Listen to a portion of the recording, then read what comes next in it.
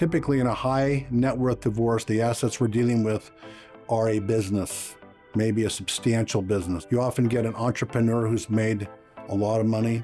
If somebody's inherited money, it's generally going to be their money, so there's not going to be a big fight over inherited money, but we're talking about people who build a business, spent their whole lives working to build a business and also gain some substantial investments.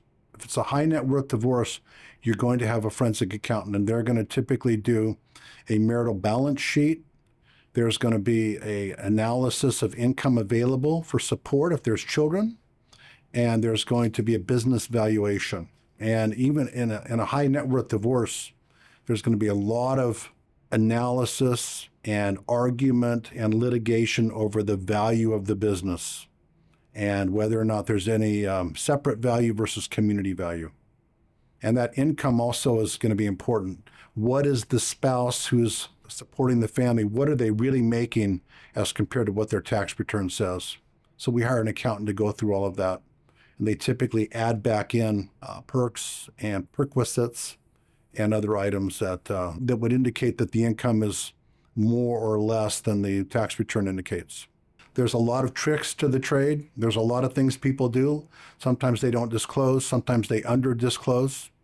And so that's going to be really important to prepare before you file, learn what's there, get as much financial information as you can. If you are the spouse who is running the business, it's also going to be important to do your pre-divorce planning. It's very common for an owner of a business to do all they can to run the business into the ground, we would say, or to decrease the value of the business if there's a divorce pending.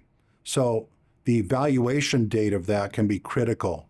If there's a business run by a spouse, we are going to want to have that business valued as close as possible to time of separation if there's an issue of the business decreasing in value. If you're the owner of the business, you're going to want to plan for that also and make sure that you run the business in a way that it's not going to be overvalued.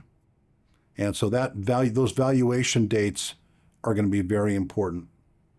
The other thing about assets in a high net worth divorce, a lot of times there are going to be one or more properties that need to be valued. Typically, you're going to have a real estate appraiser value these properties, and both sides may get an appraiser. One side may want a high value, the other side may want a low value, and so you have to get a reliable, credible real estate appraiser. If you have any questions about how to handle your high net worth divorce, contact the Bledsoe firm.